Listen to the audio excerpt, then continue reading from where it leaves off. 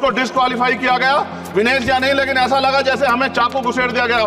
मेरे आज भी याद है उस प्रोटेस्ट में मैंने रातें काटी हैं और 4-4 गोली खाई मैंने।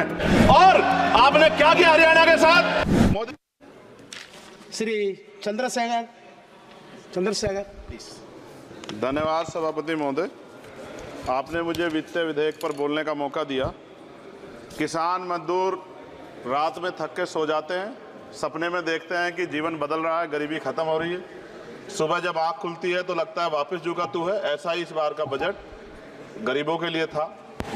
महोदय, मैं अपने क्षेत्र से शुरुआत करूंगा।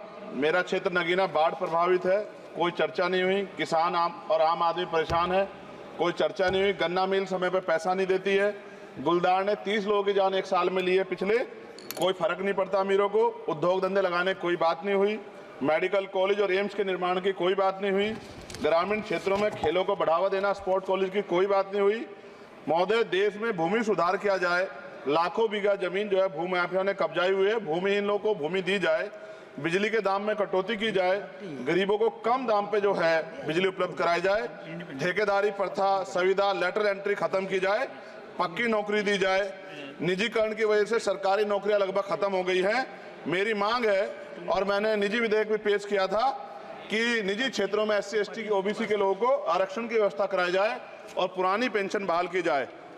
लोगों के पास एक तरफ सरकारी योजना चलाकर प्रधानमंत्री आवास योजना जो है उसके नाम पर मकान दिए जाने की बात होती है, वहीं दूसरी तरफ लखनऊ के अकबर नगर को तोड़ दिया जाता है।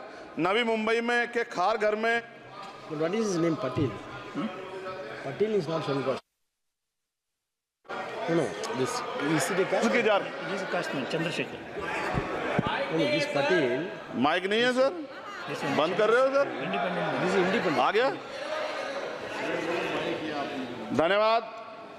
हमारे लोग सर आर्थिक रूप से बड़े कमजोर हैं और 2 अप्रैल 2018 के मुकदमों के लिए कई बार सरकार से बात हुई, वापस नहीं हुई। उनको वापस कराया जाए। भीमा को वकीलों को बहुत पैसे लगते हैं सर। भीमा कोरे गांव में 3000 लोगों पे मुकदमे हुए थे महाराष्ट्र में, वो वापस नहीं हुए। पुणे में दीक्षा भूमि जो हमारा गौरव है उसका वहाँ पार्किंग बना के उसको अपमानित किया जा रहा है, इसको बंद कराया जाए। पेट्रोल पंप के जो डीलर्स मार्जिन है वो 2017 से नहीं बढ़ा सर, इसका असर ग्राहकों पे पड़ता है। इसका असर जो है पेट्रोल पंप के नेटवर्क सुचारू रूप से चलाने पे पड़ता है। डीजल मार्जिन की बढ़ोतरी ना होने से हजारों कर्मचारी, लाखों कर्मचारी जो वहाँ काम करते हैं उनके जीवन पर असर पड़ रहा है। सहारा का में 10 करोड़ जमाकर्ता का लाखों करोड़ों रुपए जमा है। कंपनी बंद हो जाने के कारण 10 लाख से ज्यादा एजेंट बेरोजगार हो रहे हैं, नौकरी कहीं है नहीं। भुगतान ना होने के कारण जमाकर्ताओं के द्वारा एजेंट पर जबरदस्ती भुगतान कराने का दबाव बनाया जा रहा है, जिसके कारण 5000 से ज्यादा एजेंटों ने आत्महत्या कर ली है। सभापति महोदय, उत्तर प्रदेश देश का सबसे बड़ा सूबा है, उसको इस बजट में कुछ नहीं मिला और बहुत सारे मेंबर, 80 के लगभग हम मेंबर जो है उत्तर प्रदेश जीत के आए, ना के बराबर मिला। यूपी में 25 करोड़ से ज्यादा आबादी है उत्तर प्रदेश के अंदर, 5 किलो राशन सरकार दे रही है, लेकिन जीवन जीने के लिए काफी नहीं है। और भी बुनियादी सुविधाओं की जरूरत पड़ती है। अगर इज्जत की जिंदगी चाहिए उसके लिए सरकार के पास कोई उपाय नहीं है। यूपी जब एक बड़ा राज्य है, लेकिन यूपी में भाजपा सरकार की विकास गति बहुत धीमी है। हमारी सरकार से, केंद्र की सरकार से मांग है, हमें यूपी की सरकार की चिंता नहीं है, लेकिन यूपी की जनता की चिंता है। मैं मांग करता हूं कि यूपी को 4 भागों में विभाजित किया जाए। डॉक्टर बाबा साहब अम्बेडकर ने कहा था 1995 में, उनकी बुक है थॉट्स ऑफ लिंग्विस्टिक स्टेट, किताब में कहा था राज्य जितना छोटा होगा राज्य की प्रगति उतनी होगी, जनता को रोजगार मिलेगा और जनता का जीवन संपन्न होगा। मोदी, एक बात मुझे आपसे कहनी है, आपने भी ये विषय उठाया था जब आप अपनी बात रख रहे थे, शेड्यूल कास्ट के साथ जो धोखा किया गया सुप्रीम कोर्ट के जरिए, आप इस बात को इस तरह समझे, 1.5 साल पहले मैंने मांग की थी, अगर इतना हितैषी हमारे लोग होते तो जब EWF 10% दे सकते हैं तो 5% शेड्यूल कास्ट के उन जातियों को दिया जा सकता था, लेकिन दृढ़ संकल्प और इच्छा शक्ति नहीं है गरीबों के उत्थान की। साथ साथ OBC की जातियां उनको भी दिया जा सकता था। ये जो हमारे साथ खेल किया गया है, ये खेल जो है इसमें बहुत गुस्सा है, सरकार को संज्ञान लेना चाहिए और सत्ता और विपक्ष दोनों जो है अपना स्टैंड क्लियर कर दें, क्योंकि दलित समाज, आदिवासी समाज इसको देख रहा है, वो भूलेगा नहीं, जो उनके गले काटने का काम करेगा उनको भूलेगा नहीं। और साथ साथ एक जो मेरी पर्सनल है सर, अभी मैं सुबह से प्रयास कर रहा था कि विनेश के लिए बोलूं, जब उसको डिस्क्वालीफाई किया गया, विनेश या नहीं, लेकिन ऐसा लगा जैसे हमें चाकू घुसेड़ दिया गया। मेरे आज भी याद है उस प्रोटेस्ट में मैंने रातें काटी हैं और 4-4 गोली खाई मैंने। ये देश की अस्मिता से जुड़ा मामला था। पर हमने हमारी मांग ये थी कि सरकार स्टैंड क्लियर कर दे, तब भी सुनवाई नहीं की गई। जब मंत्री बोलने आए तो हमने उनसे कहा कि हमें कुछ इन्फॉर्मेशन चाहिए, उस पर बात नहीं हुई।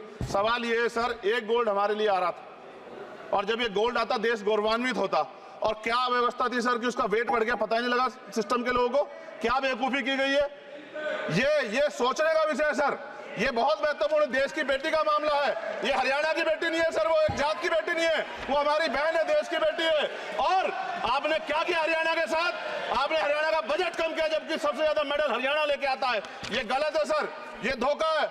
हमें इस बात की तकलीफ है कि विनेश जो है देश का नाम गौरवान्वित करती, इस देश का नाम बढ़ाती, लेकिन आज जो है अपमान का सामना करना पड़ रहा है। जब हमारे हितों की बात होगी हम जो है समझौता कर सकते हैं, लेकिन जब देश के हितों की बात होगी, बाबा साहब अम्बेडकर ने कहा था हम प्रथम और अंत्य भारतीय हैं। जब देश हितों की बात होगी, महिला हितों की बात होगी, महिला सम्मान की बात होगी, हर हम कीमत चुका देंगे। सरकार के मंत्री ने क्या कहा कि हमने इतने पैसे दिए, एहसान किया क्या? खैरात दी क्या आपने कोई? खत्म कर रहा हूं सर, खैरात दी क्या आपने कोई? इससे ज्यादा पैसे हम आपको दे देंगे, लेकिन आपको चाहिए था कि इस मामले को संभालते और देश का सम्मान बढ़ाते। आपने लापरवाही बरती, इसका खामियाजा हमें भुगतना पड़ा। मैं आपसे आग्रह करूंगा कि जब वो बेटी देश लौटे सर, जब वो बेटी देश लौटे, रुक जाओ प्लीज वाइंड अप प्लीज। जब वो बेटी देश लौटे, मैं आपसे आग्रह करूंगा कि स्पीकर सर यहां बुला के उसका सम्मान करें।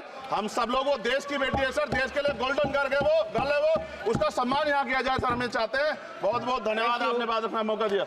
महिला विरोधी चुप रहे। थैंक यू कोई महिला विरोधी नहीं बोलेगा बीच में। श्री विशाल पटेल।